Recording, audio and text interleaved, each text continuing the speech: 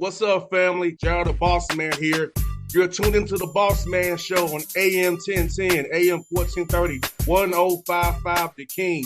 Let the King out at 105theking.com and the Bossman Show at bossmanshow.com. Hit me up on Instagram, The Bossman Show, Twitter at Bossman Show, and Facebook, Bossman Show. It's the Bossman on your radio. Listen to the Bossman Show with your host, JR, Saturdays at 9 a.m. right here on AM 1010, The King. BS3 Network, changing the way you watch TV. Yes, BS3 Network, changing the way you watch TV, covering content and hot topics from A to Z, sports, music, society and culture, movie reviews, you name it, we have it. Check it out on bs3network.com or check us out on Roku, BS3 TV on Roku, as well as check out your favorite podcast on all podcast platforms or Spreaker.com/BS3 Network. You are now tuned to BS3 Network. All right, folks, back on the Bossman Show. Friend of the show, Coach Fearne, the Charlotte 49ers out of the American Conference, doing great right now. 13-9 on the year, 9-4, 7-2 in conference play was very important. Coach Fearne, what's up, man? How are things up there in cold Charlotte, man? Oh yeah, it's been an interesting weekend. Record amounts of snow and basically stuck in the house for 2 days. Timing was pretty good. Guys got a couple of days off, so we're back practicing today, getting ready for Wichita State on Wednesday. No doubt. When Coach Maskis, man, you all had a non-conference schedule was very competitive. So talk about how it really helped you all set you up for this run in the American Conference, which is tough from top to bottom, as you know. But scheduling these games non-conference wise kind of test you for this. How cool is it being to see your guys come out of it and really play well in American Conference play, man? Yeah, I mean, it's a good question. I mean, it was very, very challenging. I mean, we played some really good teams and never felt like we ever had just a break just to try and, get ourselves together and, feel good about ourselves. It was like every game was a grind. And it was tough on the coaches. It was tough on the players. But to their credit, I mean, they battled through it. We talked culturally, like what we've got to, what we're trying to become. And we're still trying to become what we want to be. But yeah, it was good. It was competitive. We learned a lot of hard lessons because when you get into American Conference play, I mean, it's every night's difficult. I mean, look at the results this past weekend. A lot of them that you don't think are going to go that way, they do go that way. And at the end of the day, you just got to worry about the team that's in front of you and really focus into them and respect every single team in this league, which we definitely do that.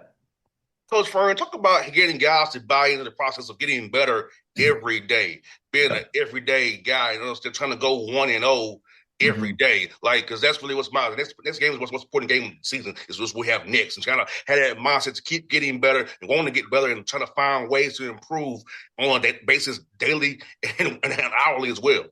I know, you're exactly right. We talk about stacking days here. That's what we do. The most important thing is today. Get your extra work in, get with our development coaches. They'll do a bunch of that this morning. And then we get to practice and we talk about stacking days. And for a lot of these guys, they haven't played at this level. They haven't won a lot of basketball. So what does winning take? What kind of habits do you need to display every day to win? And a lot of them are learning that. They've got a lot better with it. I'm on them every day about it. Every drill we do from the start of practice to the end of it, you got to stack and be better than you were the day before or the time before we did what we did. And they're doing that, which is great to see. And, I think we're able to build better habits and better consistency. Learning to win these close clutch games and clutch time games. You've a lot of those this year. So, because we both know you can do it in practice all you want to simulate it, but it's not the same when you have referees and another color in front of you. And your guys have played a lot of these close clutch time games. But how important for your guys to do this is going to February into March where games become more important and more consequential by the day. Yeah.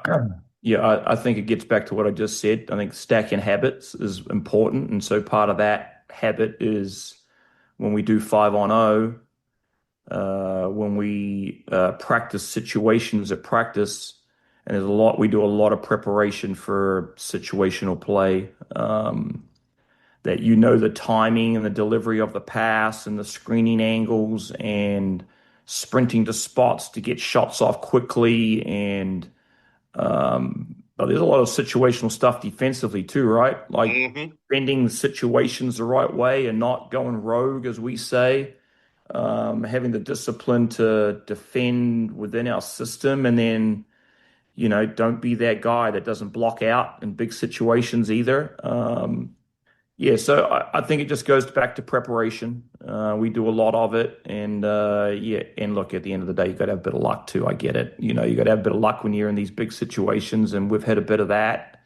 Um, but at the end of the day, you want to put yourself in positions to have an opportunity to win close games, and the guys have been sensational with it. They work their butts off. They get after it every day. They really, really compete. I talk to them all the time. I don't ever want to question their competitive spirit.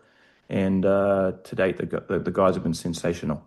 And coach, I also want to bring up, talk about this for the listeners out here about how important it is for in this new world called basketball having to get on the same page because with the NIL involved and money and stuff like that, Yeah, guys' egos can get out of control. And for so, sure. watching your team, it seems like your team's on the same page. They love playing with each other. Watching them on when I watch the games on ESPN Plus, like, hey, I see some things where these guys are really connected, and it's hard in the world when you're trying to get after mine. So talk about It is. doing the job your staff have just done to get these guys are connected. From what I see from the outside, look like that they're on point together, man. Yeah, yeah. I mean, I coached in the pro world in Australia for a long time. So look, I just kind of put it in boxes, like the business part of it's done during the transfer portal. You negotiate contracts, all those types of things, and that side of it's done, right? And then, okay, now there's the next part. Well, you need to work really hard.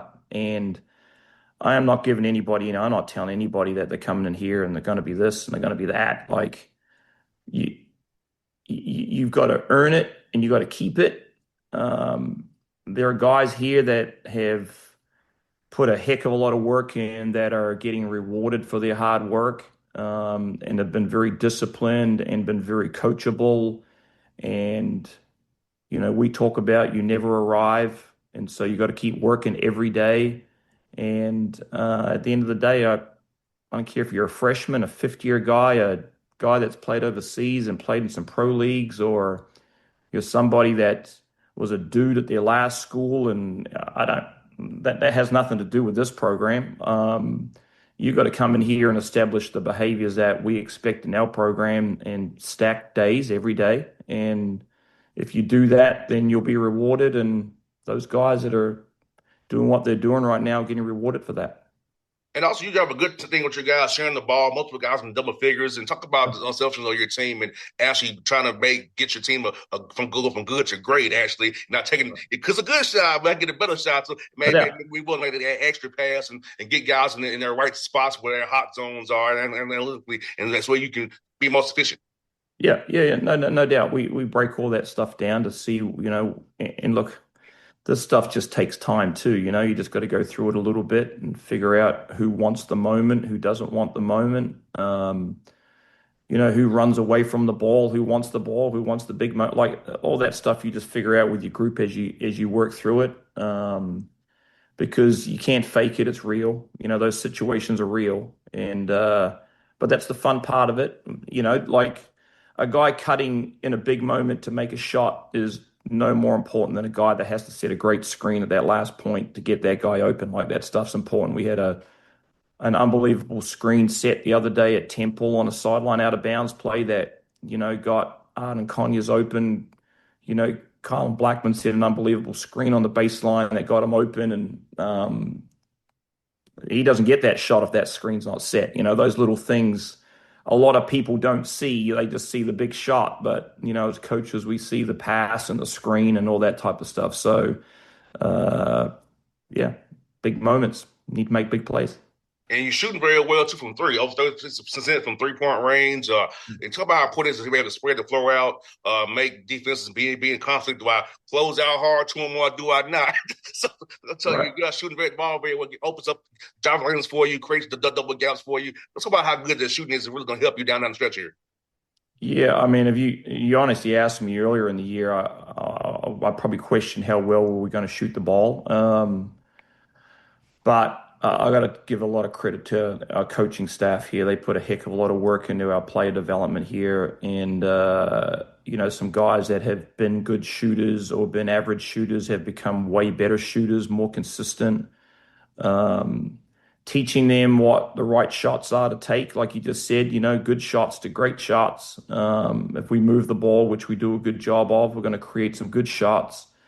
Um, but then it's that decision, well, can we make an extra one to make it a great shot? And the guys have been excellent with that. But yeah, there's a lot of work that goes in that the guys that do behind the scenes are always in the gym, repping it out and repping it out the right way, cutting hard, getting shots off quick, getting your footwork right, getting your balance right.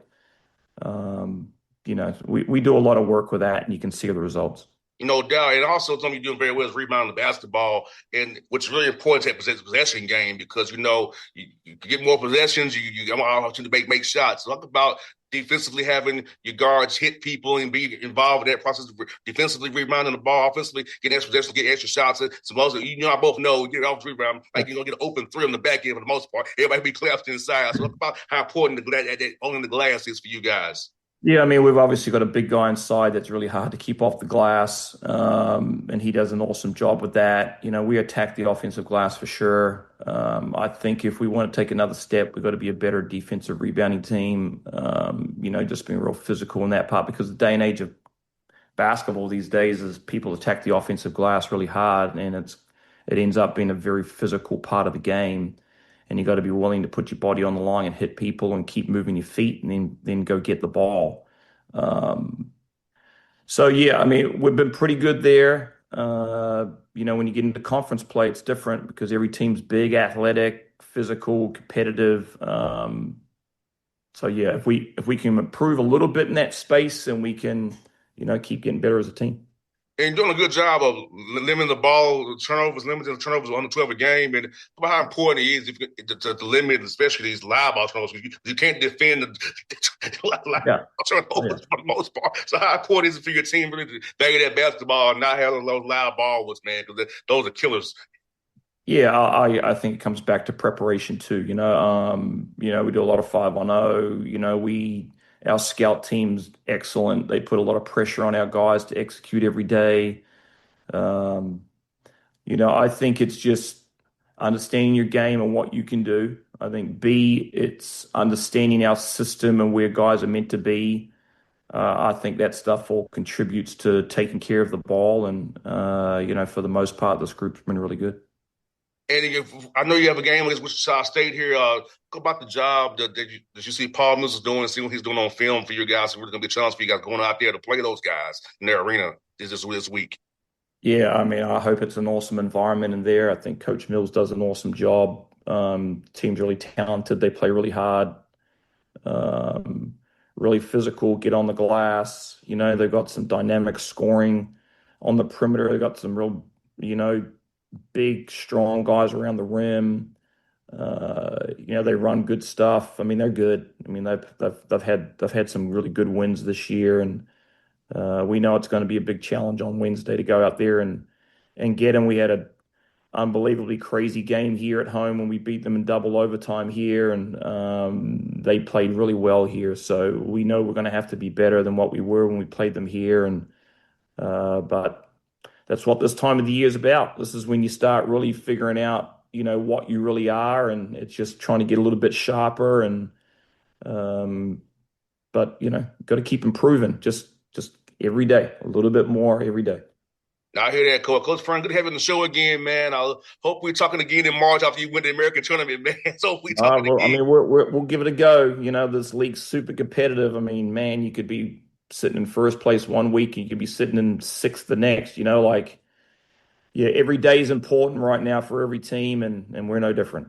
I hear that, Coach. Best of luck to you, man. Appreciate the time as always, man. And keep on touch. Keep on going to them 40 hours, buddy. I appreciate having me on. Anytime. Appreciate you, man. All right, mate. BS3 Network.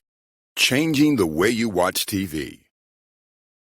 Yes, BS3 Network, changing the way you watch TV, covering content and hot topics from A to Z. Sports, music, society and culture, movie reviews. You name it, we have it. Check it out on bs3network.com or check us out on Roku, BS3 TV on Roku, as well as check out your favorite podcasts on all podcast platforms or Spreaker.com/BS3 Network. You are now tuned to BS3 Network. What's up, family? Gerald the Bossman here. You're tuned into the Bossman Show on AM 1010, AM 1430, 1055 The King. Let the King out at 105theking.com and the Bossman Show at bossmanshow.com. Hit me up on Instagram, The Bossman Show, Twitter at Bossman Show, and Facebook, Bossman Show. It's the Bossman on your radio. Listen to The Bossman Show with your host, JR, Saturdays at 9 a.m. right here on AM 1010, The King.